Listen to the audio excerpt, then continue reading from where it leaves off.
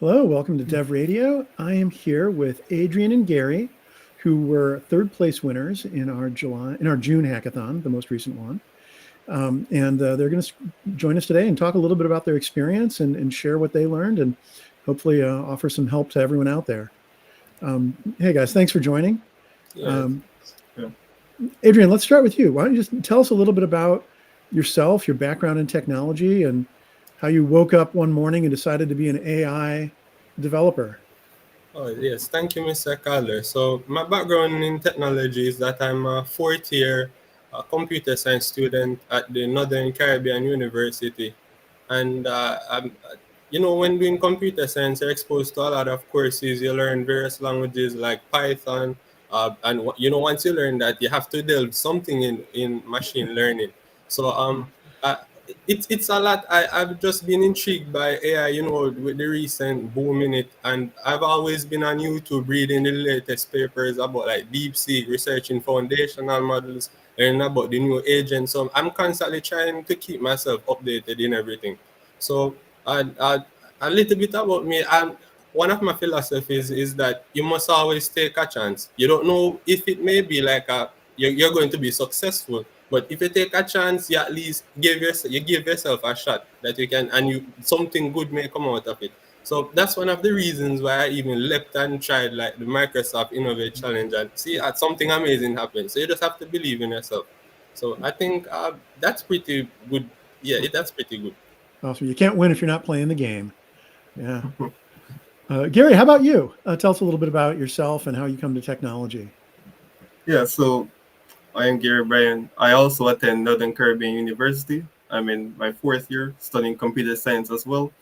And I've pretty much just always been fascinated with technology, more specifically computer science, in mostly just from the whole coding aspect and problem solving. Because I just find it like very cool how you could just build out a groundbreaking idea or just something that could help a lot of people to just sitting in front of a computer and just using a keyboard. And it was just such a cool thing to me. And AI really much like skyrocketed that interest for me when look at the media and I see all the cool things that are coming up with AI.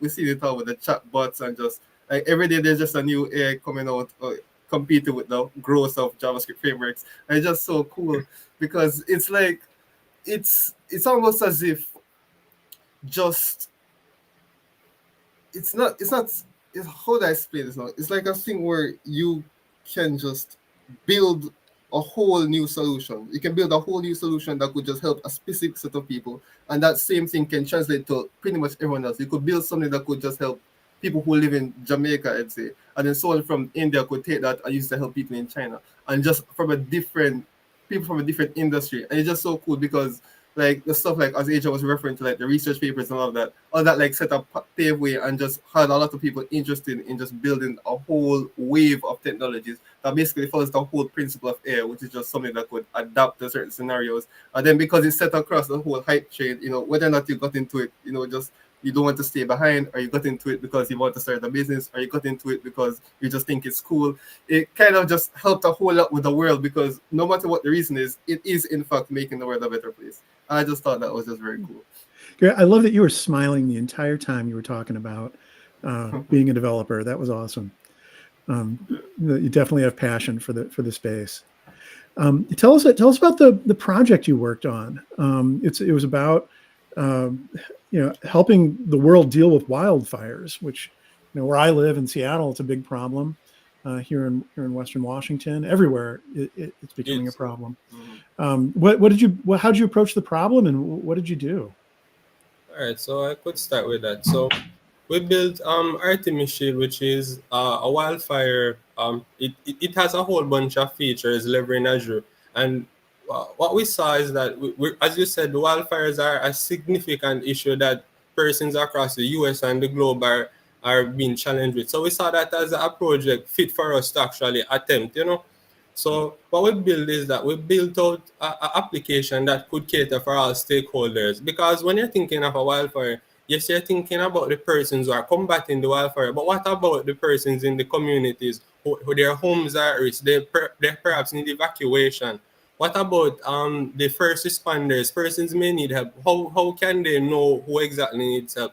So that's how we designed our system. We designed our system with 4 separate dashboards. One for the wildfire officer, where we had like satellite images, where we scan them for early wildfire. So even if it's not reported by someone yet, you could be what the officers could be aware of it and could proactive take a proactive approach to that. And we also built gave the ability to send alerts to community. So with just the drawing of a circle or a specifying a radius, you could alert an entire community that they are in an alert zone. They should be aware that there may be a potential wildfire and they should evacuate, and they should let their neighbors be aware. And even like for the first responders dashboard, if a person on the end user dashboard reports that they saw some fire somewhere, and they are in need of help, a first responder is literally given their exact location and their contact number, and they could even reach out to them and go to there immediately and help them wherever needed. And even for the firefighter dashboard that Gary worked on, I'm going to let him explain that. That was his specialty.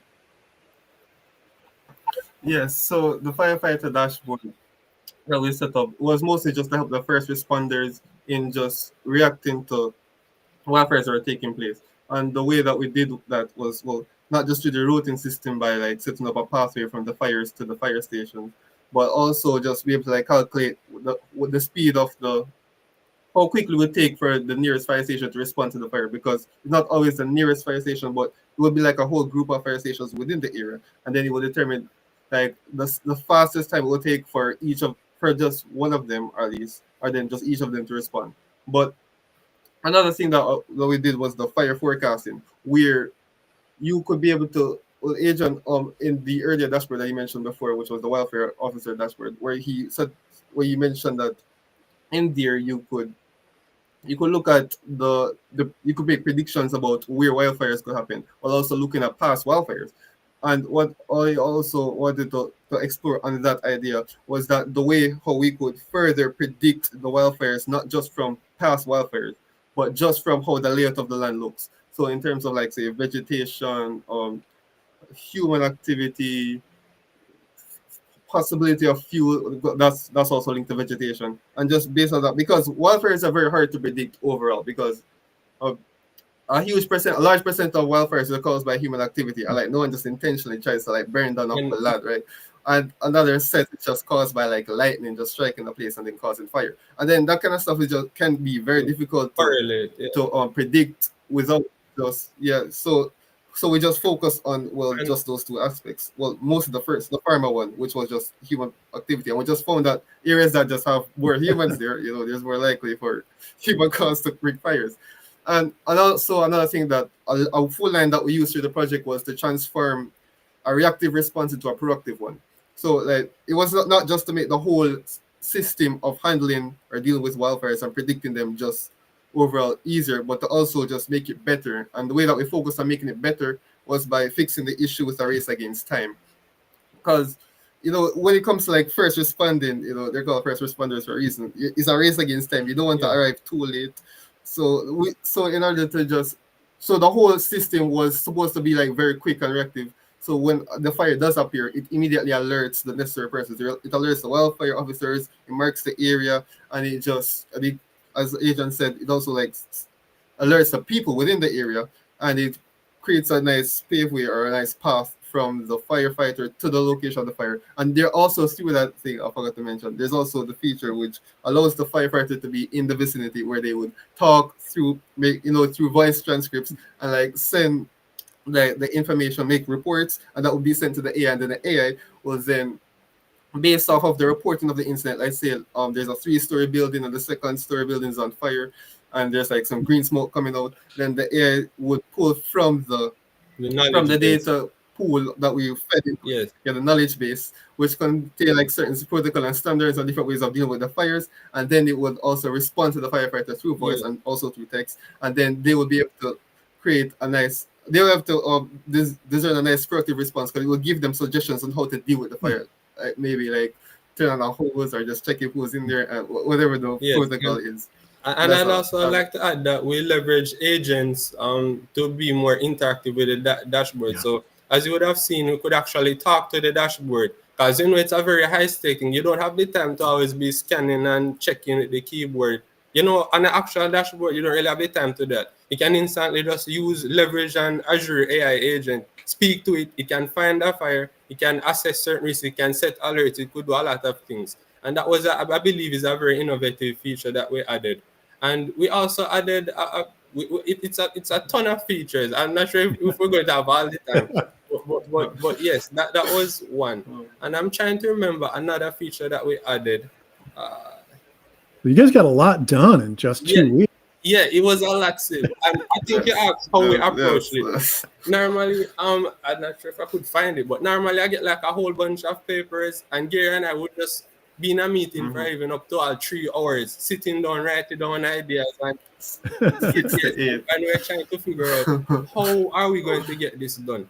And we set a proper time limit. I tell Gary, like, Gary, you need to get this done by like the end of the day. If you're not getting it done by the end of the day, you have to try something else. So that's how we did it. We just invested a lot of time, and we were determined to build something that's truly effective. We didn't just want to build another project that's just completely useless. We wanted to build something that actually had impact and that could actually save person's life, because we understand the stake of what we're building.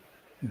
What did you guys learn doing this? How are you going to use what you did going forward? Well, we learned a whole lot. We learned that in terms of lessons, we learned that once you put your mind to something, you can get it done. It's not impossible. You just have to learn the power of teamwork, because a lot of time we had hurdles.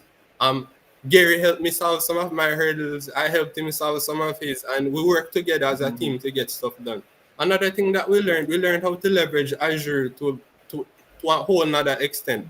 Doing the AI 102 certification was very instrumental in getting this done. When I was doing the thing, I was saying like, how am I going to use all of this? When I actually started to build the project, I understand why you have to be aware of the new agents feature, why the whole course got updated, why you have to understand about like text analytics, why you have to understand about RAGs, why you have to understand about everything.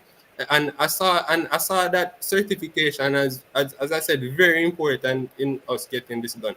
And I think I should allow Gary to share as well. Yeah, so as Adrian said, the certification was a huge help. It was the second Azure certification I ever did, and it was just a huge, big game changer. Like a step before that, it was just the Azure fundamentals, and then this one was just a step across, especially when going into stuff like agentic AI and all that stuff.